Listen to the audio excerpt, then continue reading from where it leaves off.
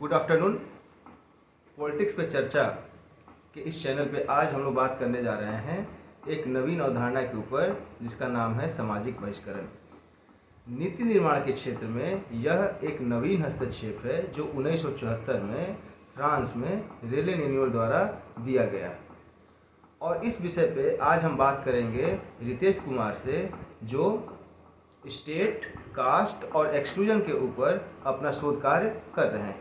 यह एक young scholar हैं और हम जानेंगे कि सामाजिक बहिष्करण एक अवधारणा के रूप में और सामाजिक बहिष्करण भारतीय संदर्भ में किस प्रकार की संभावनाएं लेकर आया है, किस प्रकार से इस पर अध्ययन किया जा सकता है और क्या इसके रिपरकशंस हो सकते हैं। तो इसी विषय पर आज हम बात करेंगे रितेश से। हाँ, तो रितेश आप बताएं कि सामाजिक बहिष्करण से आपका आशय क्या है, इसको कैसे परिभाषित किया जा सकता है। तो देखिए, सामाजिक बहिष्करण एक, जैसा कि आपने बताया कि नवीन अवधारणा है जो 1974 में एक फ्रेंच जो वहाँ के सेक्रेटरी थे, फ्रेंच स्टेट के सेक्रेटरी थे, उन्होंने इसको पहले कॉइंड किया 1974 में। तो उन्होंने जो सोशल एक्सक्लूजन को ब्रॉडर फ्रेमवर्क में जो डिफाइन किया है, उसमें मेंटली और physically handicapped, suicidal peoples, aged जो ग्रुप्स हैं, ठीक, अब्यूज्ड चिल्ड्रंस हैं, और वहाँ पे इस तरीके की जो सोशल मिसफिट्स, इस तरीके का जो सोशल कैटेगरी है, उसको उन्होंने सोशल एक्सक्लूजन के एक ब्रॉडर फ्रेमवर्क में उन्होंने डिफाइन किया है। लेकिन अगर देखा जाए तो सोशल एक्सक्लूजन क्या है कि एक बहुत ही एक प्रोसेस है, एक डायनेमिक प्रोसेस है, एक कॉन्टेक्चुअल और कॉन्टेस्टेड और मल्टी डायमेंशनल कॉन्सेप्ट है। तो इसलिए इसका कोई एक यूनिवर्सल डेफिनेशन देना अभी कोई स्कॉलर्स इस तरीके का सहमति नहीं है कि कोई इसका एक कोई यूनिवर्सल डेफिनेशन हो। फिर भी सोशल एक्सक्लूजन को अगर इसके लिटरल मीनिंग को देखा जाए तो जैसा कि हम लोग देख रहे हैं कि सोशल एक्सक्लूजन में दो टर्म है यहाँ पे, सोशल और एक्सक्लूजन। तो ये दो टर्म से मिलकर बना है। तो देखिए, एक्सक्लूजन का मतलब है कि किसी को एक्सक्लूड करना, मतलब टू केप्ट आउट ना, मीन्स कि कोई एक मेन स्ट्रीम है, वहाँ से कुछ लोग हैं, वो इंडिविजुअल भी हो सकते हैं, सोशल ग्रुप्स भी हो सकते हैं। लेकिन जब इंडिविजुअल्स होंगे तो हम एक एक्सक्लूजन की बात करेंगे, लेकिन जब यहाँ हम लोग बात करें सोशल एक्सक्लूजन की, तो जब बात सोशल एक्सक्लूजन की होगी तो कहीं ना कहीं उसमें हम ग्रुप एक्सक्लूजन की बात करेंगे। तो जो यहाँ पे बात क्या होगा कि वो ग्रुप एथनिक बेसिस पे अलग अलग हो सकता है, जैसे रेस हो सकता है, ठीक, और इस तरीके से इंडियन कॉन्टेक्स्ट में देखा जाए तो कास्ट है, जेंडर है, ऐसे बहुत सारे जो आज तो LGBTQ पूरा एक समूह की बात होती है, उसके एक्सक्लूजन की बात होती है। तो इस तरीके से एक बहुत ब्रॉडर फ्रेमवर्क में सोशल एक्सक्लूजन को देखा जाता है। इसमें जो है अनएम्प्लॉयमेंट की समस्या भी जो आज के दौर में इतना है, इनको भी सारी चीज़ों को जो है इसको समाहित करता है इस परिभाषा में जो है। तो एक तरीके से एक जनरल डेफिनेशन है, वो इसके लिटरल मीनिंग के आधार पर हम लोग एक जनरल डिफाइन करते हैं इसको, सोशल एक्सक्लूजन को। ओके, तो मतलब रितेश ने जैसे अपनी बात रखी, तो उससे ये बात पता चलती है कि जो सामाजिक बहिष्करण की अवधारणा है, जिसे हम सोशल एक्सक्लूजन कह रहे हैं, पहली बात तो यह है कि ये एक प्रक्रिया है, यह एक प्रोसेस। दूसरा है कि यह मल्टी डायमेंशनल, दैट मीन्स कि सोशल एक्सक्लूजन भले उसके साथ सोशल लगा है, बट ये पॉलिटिकल एक्सक्लूजन भी हो सकता है, या इकोनॉमिक एक्सक्लूजन भी हो सकता है, कल्चरल हो सकता है। तीसरी बात है कि ये ब्रॉडर है, यानी कि एक दूसरे के साथ इम्बाइब है, और कभी कभी आप देखेंगे कि ओवरलैपिंग भी इसमें दिखाई देती है।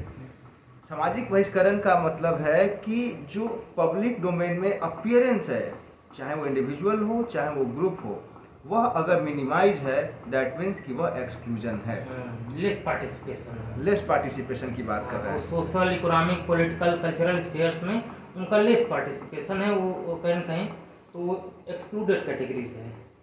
यानी कि जो एक इंडिविजुअल को एक समाज के नागरिक होने के नाते, एक समाज के सदस्य होने के नाते, जो उनके रिस्पॉन्सिबिलिटी, जो उनकी ड्यूटीज हैं, अगर वो परफॉर्म नहीं कर पा रहा है और यह एक प्रक्रियाजनक चीज़ें हैं, तो इसको हम सामाजिक बहिष्करण की अवधारणा के रूप में शामिल करते हैं। ठीक है रितेश, तो आप ये बताएं कि जो आपका विषय है, जैसे आपने कहा कि स्टेट, कास्ट और एक्सक्लूजन की बात कर रहे हैं आप, तो भारत के संदर्भ में स्टेट और कास्ट को पहले आप देखें और उस पर अपने विचार रखें, फिर हम बात करें कि स्टेट और कास्ट के साथ साथ कैसे यह जो प्रोसेस ऑफ एक्सक्लूजन है, इसको मैक्सिमाइज करता है या मिनिमाइज करता है, हम इस पर बात करेंगे। तो आपके पास दो प्रश्न आएंगे अलग अलग कैटेगरी से। तो पहले हम पहला प्रश्न ले लेते हैं कि आप स्टेट और कास्ट का जो रोल है, स्टेट और कास्ट का जो रिलेशन है, उसको कैसे देखते हैं? देखिए, स्टेट कास्ट और एक्सक्लूजन का जो अगर हम रिलेशंस देखें, तो पहले तो अगर हम देखें स्टेट और कास्ट और एक्सक्लूजन के बीच का क्या रिलेशंस है, तो देखिए इंडियन कॉन्टेक्स्ट में यदि हम बात करें, तो अगर कास्ट को डिस्कोर्स में न लाया जाए या इसको न रिकॉग्नाइज किया जाए, तो कहीं ना कहीं हमारा पूरा जो डिबेट है वो कहीं ना कहीं सरगर्भित नहीं हो पाएगा। कहीं ना कहीं बहुत मेजर पोर्शन हम छोड़ देंगे। तो देखिए, जो इंडियन सोशल स्ट्रक्चर है वो कहीं ना कहीं कास्ट के अराउंड पूरा का पूरा सिस्टम रिवॉल्व करता है। तो जो एक्सक्लूजन है ब्रॉडली इंडिया में, वो कहीं ना कहीं कास्ट के बेसिस पे जो है एग्जिस्ट करता है। जैसे अगर हम देखें इकोनॉमिक स्फीयर अगर हम ले लेते हैं, तो इकोनॉमिक स्फीयर को माना गया है कि इकोनॉमी एक बहुत ही न्यूट्रल एंटिटीज एक तरीके से अगर देखा जाए, तो इकोनॉमी से क्या कास्ट का या किसी भी एथनिक ग्रुप्स का कुछ ऐसा लेना देना नहीं होना चाहिए। कहीं उसमें सबके लिए इक्वल अपॉर्चुनिटी होना चाहिए।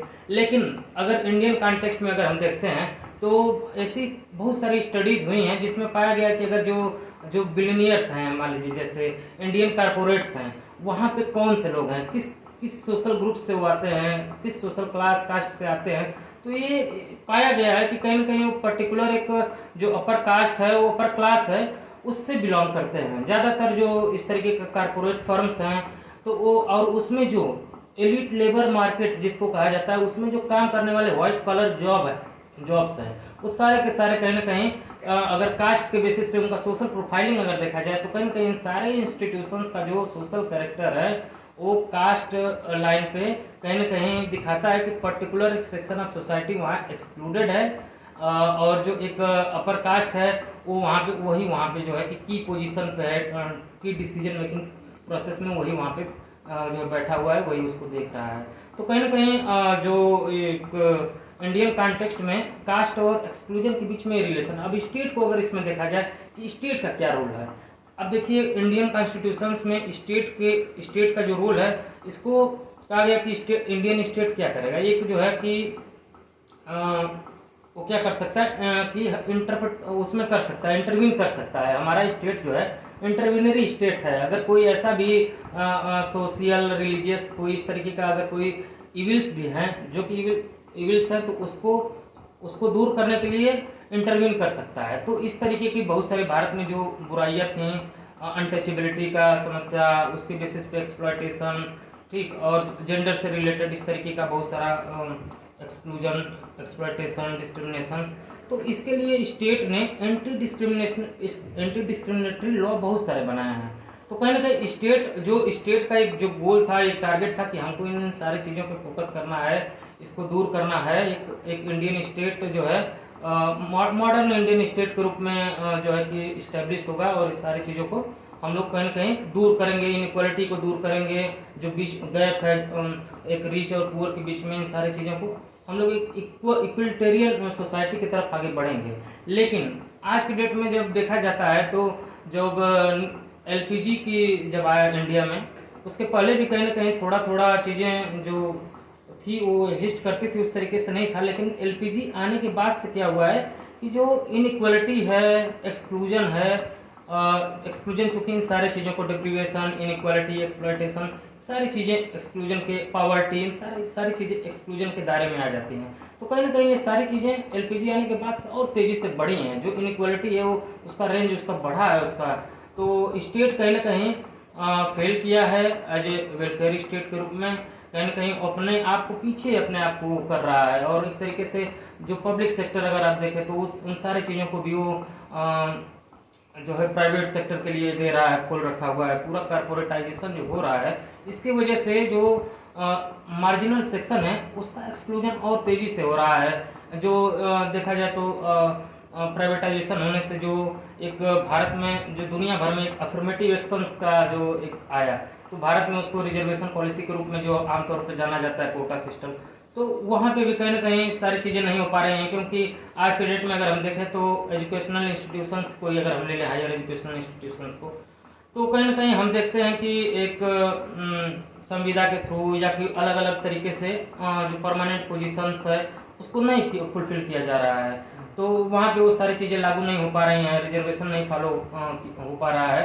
तो ऑलरेडी इन सारे इंस्टीट्यूशंस में जो एलिट इंस्टीट्यूशंस माने जाते हैं वहाँ पे लेस पार्टिसिपेशन, लेस रिप्रेजेंटेशंस इन मार्जिनलाइज सेक्शंस का है, क्योंकि ये सब आने के बाद से ये चीज़ें और ज़्यादा बढ़ गई हैं और ज़्यादा गहराई हुई हैं। तो एक बहुत बड़ा प्रश्न है इंडियन स्टेट के ऊपर भी कि वो कहीं न कहीं उन सारी चीज़ों को जो इसको करना था, एक जो इसका गोल था, उन सारी चीज़ों को करने में कहीं न कहीं असफल दिखता हुआ प्रतीत हो रहा है। अच्छा, तो जैसे रितेश ने अपनी बात रखी, तो उस बातों को अगर हम थोड़ा सा और एनालाइज करें तो दो तीन चीज़ें सामने हमारे आती हैं। First, caste as the source of exploitation, discrimination and exclusion. कहाँ होता है यह एक्सक्लूजन का हमारा रिफ्लेक्शन? इकोनॉमिक रिसोर्सेज के डिस्ट्रीब्यूशन में, एम्पावरमेंट में, एम्प्लॉयमेंट में। उसके साथ साथ how institutions play a role. तो इंस्टीट्यूशंस जो हैं वो भी कहीं ना कहीं इन प्रकार के जो एक्सक्लूजन है उसको मिनिमाइज नहीं कर रहे हैं, बल्कि उसको मैक्सिमाइज करने में रोल प्ले कर रहे हैं। मैक्सिमाइज कैसे हो रहा है? मैक्सिमाइज ऐसे हो रहा है कि स्टेट की जो रिस्पॉन्सिबिलिटी है, जो इंटरवेनियन रिस्पॉन्सिबिलिटी है, वह अपने आप को वहाँ से दूर कर रहा है। वो इन मुद्दों से अपने आप को हटाकर देख रहा है। अगर स्टेट इंटरवेन नहीं करेगा, जैसे कि हम सभी जानते हैं कि जैसे जितने भी मूवमेंट्स होते हैं वो मूवमेंट्स प्राइमरली किसके अगेंस्ट होते हैं? वो movements primarily against the state होते हैं। इसी द डिमांड कि आप इंटरवेन करें और जो सिचुएशंस हैं उसको रिवर्स करें, उसको उल्टा कर दें, ताकि जैसे दलित मूवमेंट्स है, दलित मूवमेंट्स भी किस लिए है? स्टेट इंटरवेन करे, जो इनइक्वालिटी के स्ट्रक्चर्स हैं उसको मिनिमाइज करे, उसको कमज़ोर करे। तो कहीं ना कहीं कास्ट एज द सोर्स और स्टेट जो कि उसको कहीं ना कहीं उसके एब्सेंटिज्म के कारण, उसके वहाँ वेलफेयरिस्टिक जो मोड है उससे दूर होने के कारण ये चीज़ें और बढ़ती जा रही हैं। हालांकि इकोनॉमिक और स्टेट के अलावे भी अभी एक्सक्लूजन के और कई सारे आयाम हैं, जैसे सांस्कृतिक आयाम, जैसे पब्लिक पॉलिसी और एक्सक्लूजन का जो आयाम है। तो हम इस पर भी बात करते हैं, इस पर भी देखते हैं कि रितेश जो हैं वो अपने कैसे विचार रखते हैं और ये कैसे देखते हैं। तो जैसे बहुजन समाजवादी पार्टी उत्तर प्रदेश में, या समाजवादी पार्टी, या बिहार को आप देख लें, जनता दल यूनाइटेड है या आरजेडी है, तो ये कई ऐसे पॉलिटिकल पार्टीज़ हैं जो आइडेंटिटी पॉलिटिक्स के आधार पर ही अपने आप को बचाए हुए हैं, या जो कहीं ना कहीं जो सोशल इंजीनियरिंग है उसके माध्यम से या तो सत्ता में रहे हैं या सत्ता को प्रभावित करते रहे हैं। तो इसका भी एक इम्पैक्ट जो है कि क्या सामाजिक जो बहिष्करण है वह सामाजिक न्याय में क्यों नहीं बदल पाया, या जो सोशल एक्सक्लूजन है यह सोशल जस्टिस में क्यों टर्न अप नहीं हो पाया। तो और भी कई सारे आयाम हैं। तो जैसे हम पहला ले लें कि जो सांस्कृतिक आयाम है सामाजिक बहिष्करण पे, इसे कैसे देखते हैं रितेश? तो अगर हम सांस्कृतिक आयाम में सामाजिक बहिष्करण को देखें, इंडियन कॉन्टेक्स्ट में जैसा कि हम लोग जानते हैं कि इंडिया एक बहुत ही डाइवर्स सोसाइटी है। इंडिया एक अलग अलग यहाँ पे बहुभाषा, अलग अलग भाषाएं, अलग अलग बोलियाँ हैं, अलग अलग, मतलब एक तरीके से बहुत ही वेस्टर्न या अलग दुनिया के अन्य देशों से बिल्कुल भिन्न स्थिति है भारत की इस मामले में, कल्चरल स्फीयर में देखा जाए तो भारत में जो एक तरीके से जो मल्टी कल्चरल सोसाइटी है, तो हमको क्या है कि इंडिया को एक जो मल्टी कल्चरल आइडेंटिटीज़ हैं और उनके जो कल्चर हैं उसको रिकॉग्नाइज करना चाहिए हम सभी लोगों को, as a social groups, as a institutions, as a state, उनके व्यू पॉइंट्स को। तो एक्चुअली हो क्या रहा है कि सोशल एक्सक्लूजन कल्चरल स्फीयर्स में होने का जो एक मुख्य कारण ये है कि जो भारत जो है एक डोमिनेंट हेजेमोनिक सोशल या कल्चरल जो उससे लिगेसी जो रही है ना, उससे कहीं न कहीं संचालित हो रहा है। अगर स्टेट को ही देखा जाए तो भारत जब आज़ाद हुआ तो उस समय जो है कि ये भी देखा जा रहा था, एक बड़ा विडंबना रही है कि इंडियन स्टेट एक तरफ मॉडर्न स्टेट के रूप में अपने आप को बनाने की दिशा में अग्रसर था, तो वहीं पे कहीं ना कहीं हम लोग जो हमारा ट्रेडिशनल जो या कल्चरल या रिलीजियस जो कुछ रिचुअल्स हैं उसको भी हम लोग साथ साथ लेके चल रहे थे। लेकिन सवाल यहाँ पे है कि जब इंडियन स्टेट एक सेकुलर स्टेट की दिशा में आगे बढ़ रहा है तो वहाँ पे जो स्टेट के तरफ से या कोई स्टेट की जो की पोजीशंस पे लोग हैं, अगर वो कोई एक पर्टिकुलर रिलीजियस रिचुअल्स को पब्लिकली अगर परफॉर्म करेंगे तो कहीं ना कहीं वो आगे चल के क्या करेगा कि एक पर्टिकुलर रिलीजियस कल्चर को डोमिनेटिंग पोजीशन पे लेके जाएगा, और जो मार्जिनलाइज सेक्शंस का जो कल्चर है, उसके जो आइडेंटिटीज़ है, उसके अलग अलग सारे आयाम है, वो कहीं ना कहीं वो एक हाशिए पे चला जाएगा। तो हुआ क्या कि जैसे कि जब इंडियन स्टेट आज़ाद हुआ तो एक तरफ जब भारत में जब पंडित जवाहरलाल नेहरू जब भारत के स्वतंत्र भारत के पहले प्रधानमंत्री हो रहे थे, तो उस समय कुछ स्कॉलर से कहते हैं ऐसा कि मुहूर्त वगैरह भी देखा जा रहा था, या अभी भी देखिए कोई भी चीज़ होता है, जब कोई एक पब्लिक इंस्टीट्यूशंस बनते हैं तो कोई पर्टिकुलर रिलीजियस, जैसे कि हम उसकी आधारशिला रखते हैं तो कुछ पूजा इस तरीके की प्रक्रिया होती है, लोग करते हैं, कर्मकांड करते हैं। तो क्या क्या वो कोई केवल हिंदू या इस तरीके का ही होता है? क्या सभी रिलीजियस या अलग अलग कल्चरल जो यहाँ पे इंडिया में आदिवासी भी हैं, उनकी भी अपनी एक अलग पहचान है, पूजा पद्धति है, उनका अलग मान्यताएं हैं, तो क्या हम उसको रिकॉग्नाइज कर रहे हैं? क्या हम उसको परफॉर्म कर रहे हैं एज ए? तो नहीं कर रहे हैं। तो मेरे कहने का मतलब ये है कि एज ए स्टेट हमको तो किसी भी प्रकार का इस तरह की चीज़ें नहीं करना है। इससे क्या होगा कि हम एक नॉर्मलाइज कर रहे हैं, एक पर्टिकुलर जो सोशल ग्रुप्स हैं उसके कल्चर को नॉर्मलाइज कर रहे हैं। इस नॉर्मलाइजेशन की प्रक्रिया में बहुत सारे आइडेंटिटीज़ का जो कल्चरल जो स्फेयर है या कल्चरल जो आइडेंटिटीज़ है वो कहीं कहीं हाशिया पे चला जाएगा। अगर कल्चरल एक्सक्लूजन को अब हम और बहुत सारे आयामों में देखें तो कहीं ना कहीं उसको फिर हम जैसे एज ए सोसाइटी हम उसको रिकॉग्नाइज नहीं करेंगे, उनके व्यू पॉइंट को नहीं लेंगे।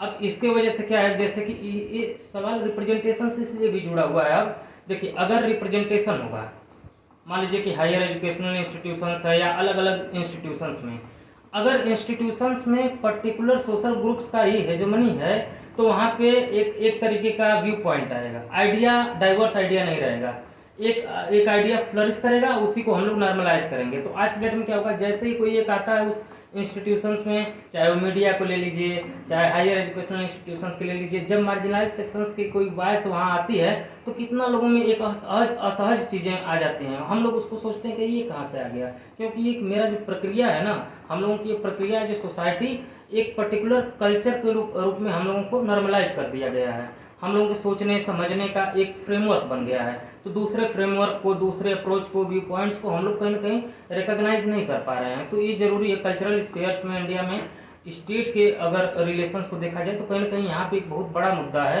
कि हम एज ए स्टेट भी कहीं ना कहीं कल्चरल आइडेंटिटी को रिकॉग्नाइज करने में फेल हो रहे हैं, एज ए सोसाइटी तो हो ही रहे हैं। तो रिप्रेजेंटेशंस भी जरूरी है ताकि अलग अलग वॉइस आए, वहाँ पे डाइवर्सिटी हो।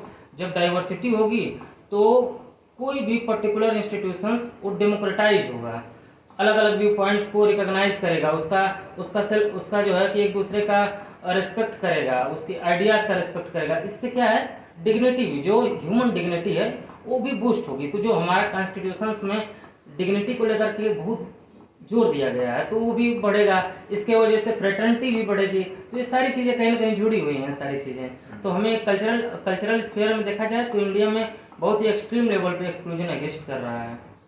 अच्छा, तो जैसे रितेश ने बताया कि कैसे जो स्टेट फॉर्मेशन की प्रक्रिया है भारत की सिंस इंडिपेंडेंस, और उसमें जो कल्चरल रिप्रोडक्शन की बात की इन्होंने, कि how culture reproduce through certain kind of rituals and some public appearances. तो इसके साथ साथ आप ये भी जानते हैं कि भारत जो है उसकी जो कॉन्स्टिट्यूशनल इथोस है, जो कॉन्स्टिट्यूशन की जो एथिक्स है, वो कहीं ना कहीं मल्टी कल्चरल जो सोसाइटी है उसके इर्द गिर्द है। दूसरा है कि जो हमारा कॉन्स्टिट्यूशन है वो बड़ा ही liberal, but the modern state versus the conservative society के बीच का जो खाई है, ये बीच की जो डिवीज़न है, ये जो बीच का दूरी है, ये बड़ा ही इम्पोर्टेंट हो जाता है। State is modern, constitution is democratic, but society is still conservative. तो हाउ ट्रांसफॉर्म दिस सोसाइटी, क्योंकि जब हम राष्ट्र निर्माण की प्रक्रिया को भी देखते हैं तो उसमें दो अलग अलग आयाम हमारे सामने आ जाते हैं। एक को हम बोलते हैं वेस्टर्न कंसेप्ट या वेस्टर्न मॉडल, और दूसरा है जो इंडियन मॉडल। तो आप देखें कि जो वेस्टर्न मॉडल ऑफ जो नेशन बिल्डिंग है उसमें आप क्या देखते हैं, उसमें देखते हैं कि जो सोशियो इकोनॉमिक कंडीशन है वो शेप देती हैं पॉलिटिकल इंस्टीट्यूशंस। तो सामाजिक और आर्थिक परिस्थितियां हैं, उन्होंने अपने यहाँ की राजनीतिक संस्थाओं को विकसित किया। तो वहाँ सामाजिक और आर्थिक जो परिस्थितियां हैं और जो राजनीतिक संस्थाएं हैं, उनमें आपको विरोधाभास नहीं देखने को मिलता है। भारत के केस में यह बिल्कुल उल्टी बात हो जाती है। हम इंडिपेंडेंट होते हैं, हम एक संविधान बनाते हैं, और politics used as an instrument to change the alteration in the social and economic condition of Indian society. तो यहाँ पे जो है वो राजनीतिक संस्थाएं हैं, उनके ऊपर एक जिम्मेदारी दे दी जाती है, उनसे ये अपेक्षा की जाती है कि जो समाज में जो सामाजिक और आर्थिक परिस्थितियां हैं, उसको संवैधानिक आत्मा के अनुकूल, जो हमारा संविधान है उसके अनुकूल उसको टर्न करेंगे। और यही कारण है कि आप देख रहे होंगे कि शुरू से ही, जैसा कि इन्होंने भी अपने बारे में बात की, कि जो डिस्क्रिमिनेटरी लॉज हैं जो टाइम टू आती रही हैं, जैसे आप 1955 का अस्पृश्यता निवारण अधिनियम देख लें, तो आखिर ऐसी कौन सी परिस्थितियाँ थीं कि स्टेट को बार बार इंटरवीन करना पड़ता था और पब्लिक पॉलिसी के माध्यम से जो सामाजिक आर्थिक परिस्थितियाँ हैं उसको ठीक करने की आवश्यकता होती थी। चाहे आप रिजर्वेशन की स्थिति ले लें, चाहे बाकी जितने भी आयाम हैं आप उनमें देख लें कि स्टेट का रोल कितना इंटरवीनियन है।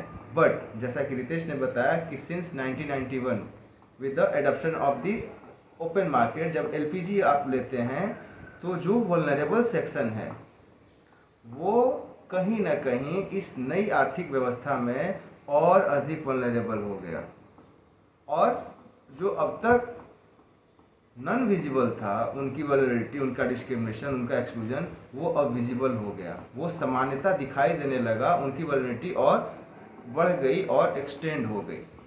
तो इस मुद्दे पे हम और बात करेंगे अभी।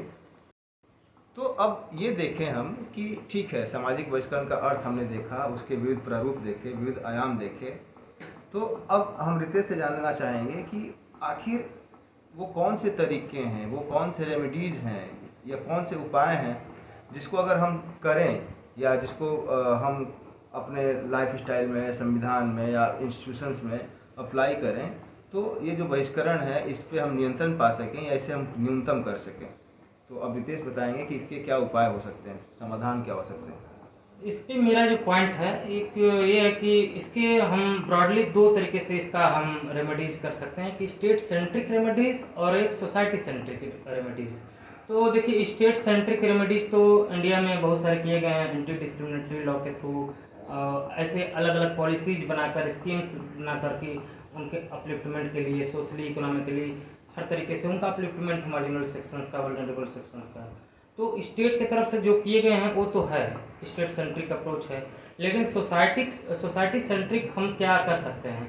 तो देखें तो मुझे लगता है कि जो कॉन्फ्लिक्ट है, एक जो कंजर्वेटिव सोसाइटी, जो सोशल रियलिटीज़ है, और एक जो मॉडर्न और सेकुलर कॉन्स्टिट्यूशनल एथोस हैं, उन दोनों के बीच में कहीं ना कहीं कंट्राडिक्शंस है। तो इन कंट्राडिक्शंस को मुझे लगता है कि दूर करने का सबसे जो जेन्युइन उपाय है या जो डीप है, तो ये मुझे लगता है कि एजुकेशनल रिफॉर्म्स, एजुकेशनल रिफॉर्म करके ही हमें लगता है कि इस तरीके की जो बुराइयां हैं, जो समाज में जो डिस्क्रिमिनेशंस हैं, एक्सक्लूजन्स हैं, इसको हम दूर कर सकते हैं। अब इसके लिए क्या कर सकते हैं?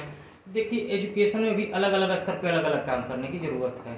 एक तरीके का, एक जैसे कि अभी जेंडर को लेकर अगर देखा जाए तो जेंडर सेंसिटाइजेशन का इस तरीके का प्रोग्राम, स्कीम्स चलाया जाता है। तब तरह तरह के जो ऑर्गेनाइजेशंस होते हैं इस तरीके का प्रयास करते हैं। मुझे लगता है कि स्टेट की तरफ से, इंस्टीट्यूशंस की तरफ से भी इस तरीके के बहुत सारे प्रयास होने चाहिए। उस सारे जो अलग अलग एथनिक आइडेंटिटीज़ हैं उनको लेकर के किस तरीके का सेंसिटाइजेशन उनके अंदर आए, वो संवेदनशील हों, देखने का तरीका उनका उस तरीके का हो। क्योंकि कहा जाता है ना कि जो मार्जिनलाइज सेक्शंस हैं, एक डिबेट है, एक्सपीरियंस का डिबेट। इसको जैसे कि अगर हम एक बुक है क्रैक्ड मिरर, गोपाल गुरु और सुंदर सरकई का एक बहुत ही बढ़िया डिबेट है एक्सपीरियंस को लेकर। कहा जाता है कि जैसे कि हम किसी का जो किसी भी मार्जिनल सेक्शंस का जो अपना एक्सपीरियंस है वो वही फील करता है, वो उसका अपना व्यू पॉइंट है। तो जो अदर्स हैं, तो अदर्स में उनको उस व्यू पॉइंट्स को उनके हिसाब से, उनकी जगह पोजीशनिंग करके समझना पड़ेगा कि इनका क्या, इनकी समस्याएं क्या है, इनकी जो व्यथा है किस तरीके का है। तब जाके एक कहीं न कहीं एक सेंसिटाइजेशन से जुड़ा हुआ मुद्दा है। और दूसरा जो चीज़ है, मुझे लगता है कि जो अभी जैसे कभी कभार होता है कि कोई एनसीईआरटी पे कोई टेक्स्ट को लेकर के विवाद छिड़ता है, किसी पाठ्यक्रम को इंक्लूड करने को लेकर के, कुछ इस तरीके का डिबेट हमारे इंडिया में काफ़ी होता है। तो मुझे लगता है कि जो टेक्स्ट बुक का जो बीच बीच में जो विवाद उठता है, कहीं ना कहीं उससे जुड़ा हुआ है।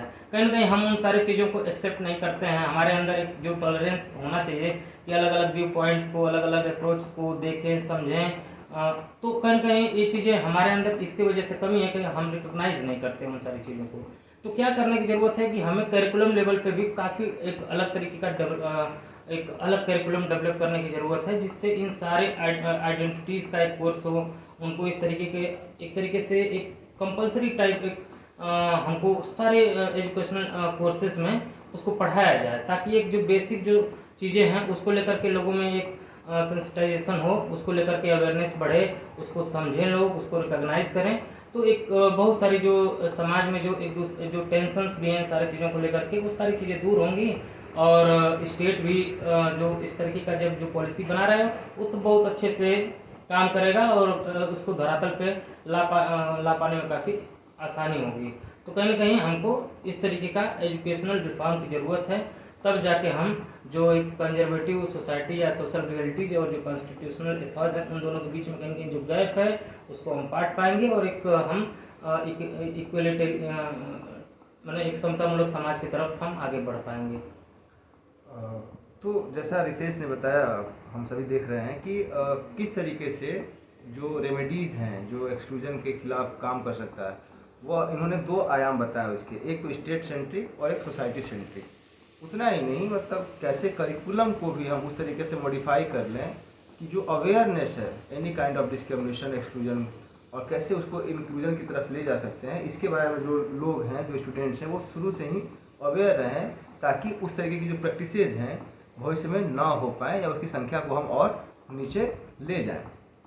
जहाँ तक बात है कि जो आइडियल्स ऑफ द कॉन्स्टिट्यूशंस हैं, उस दिशा में समाज किस गति से बदल रहा है, और जो आइडियल्स ऑफ द कॉन्स्टिट्यूशंस हैं जिसमें इक्वालिटी की बात है, लिबर्टी की बात है, फ्रेटर्निटी की बात है, तो वह किस तरीके से सोसाइटी उस दिशा में ट्रांसफॉर्म हो, इसके लिए भी बहुत काम करने की ज़रूरत है। The ultimate goal of the Indian constitution is to establishing an egalitarian society. और उस इगलिटेरियन सोसाइटी के इस्टेब्लिशमेंट में जो खतरे हैं, जो ड्रॉबैक्स हैं, जो कठिनाइयाँ हैं, उन कठिनाइयों में से एक है सामाजिक बहिष्करण। तो अगर हम इस एक कठिनाई को भी मिनिमाइज कर सके तो निश्चित तौर से हम समतामूलक समाज की ओर और भी अग्रसर हो सकते हैं। आप अपनी बात कमेंट सेक्शन में कर सकते हैं और आप दूसरों को शेयर कर सकते हैं वीडियो। इतना ही नहीं, आप कमेंट सेक्शन में अगर किसी और विषय वस्तु पे चाहते हैं कि हमारी आपसे बात हो तो आप उसको कर सकते हैं। तब तक के लिए धन्यवाद। हम मिलेंगे अगले अध्याय में।